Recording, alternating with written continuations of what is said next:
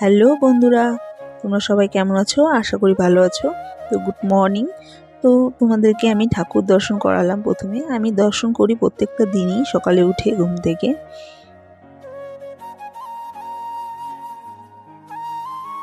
তো পেয়ারাগুলো খুবই মিষ্টি। তারপরে পিছনে আমি একটু ছোট্ট করে একটা বাগান করেছি, সেই বাগানে সবজি লাগিয়েছি। তো সবজিগুলো দেখাচ্ছিলাম, আমি দেখছিলাম আর কি। সকালে উঠে সবটাই দেখি, সব কিছুই দেখি বাড়ির। তারপরে হাঁটতে হাঁটতে চলে আসলাম, একটু রাস্তাতে বেরোলাম।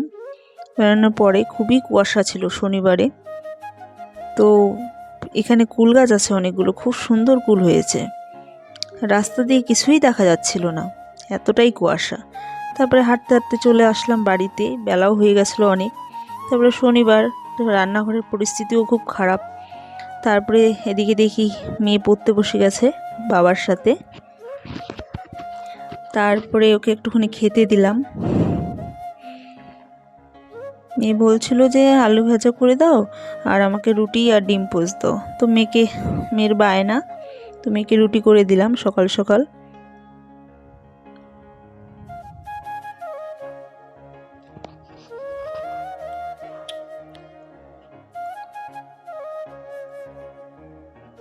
তারপরে আমি একটু চা করে নিলাম। সকাল সকাল ঠান্ডা দিনে চা না খেলে ভালোই লাগে না। তারপর মেয়েকে ব্রেকফাস্টটা দিয়ে দিলাম। মেয়ে একা একাই রেডি হয়েছে সকাল সকাল ঘুম থেকে উঠে।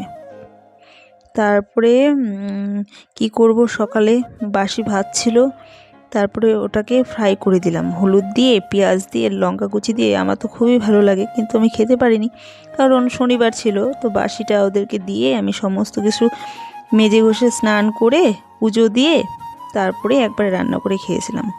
তো আমার স্নানও কমপ্লিট হয়ে গেছে, পুজোও হয়ে গেছে। তারপরে চলে আসলাম রান্নাঘরে। তো সেদিন কেউই ছিল না, শুধু মেয়ে আর আমি ছিলাম দুপুরে খাওয়ার মতো। ভাবছিলাম কি করব, তো সবজি কেটে প্রেসারেই সিদ্ধ ভাত করে নিয়েছিলাম। মেয়ে আর আমি খেয়েছিলাম, কেউ ছিল না সেদিন। আমার হাজব্যান্ডও ছিল না, বাইরে গেছিলো। তো দুপুরে খাওয়ার মতনও লোক ছিল না। তারপরে দুপুরে মেয়েকে খাইয়ে আমি খেয়ে ঘুমিয়েছিলাম। তারপরে বিকালের দিকে মেয়ের আবার টিউশন ছিল। তো এই যে দেখো, মেয়েকে নিয়ে যাচ্ছি টিউশনে। তারপর টিউশন থেকে এসে সন্ধ্যার দিকে, সন্ধ্যা বলতে অনেকটাই রাত্রি তখন একটু খিচুড়ি করেছিলাম। রাতে কুয়াশা ছিল, ঠান্ডাও ছিল, খিচুড়ি খেতে ইচ্ছে করছিল।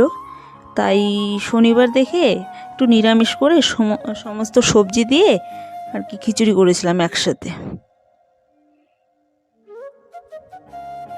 তো খিচুড়ি করছিলাম আর কি।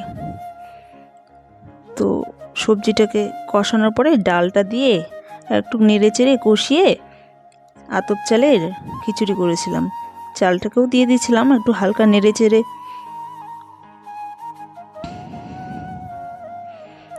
জল দিয়ে দিয়েছিলাম। তারপরে তো কিছুক্ষণ পরে খিচুড়ি কমপ্লিট হয়ে গেছিলো। আমার খিচুড়ি একদমই কমপ্লিট, তার সাথে একটু পাঁপড় ভাজাও ছিল। তো ঠিক আছে বন্ধুরা, আজকের জন্য tata, bye bye, good night.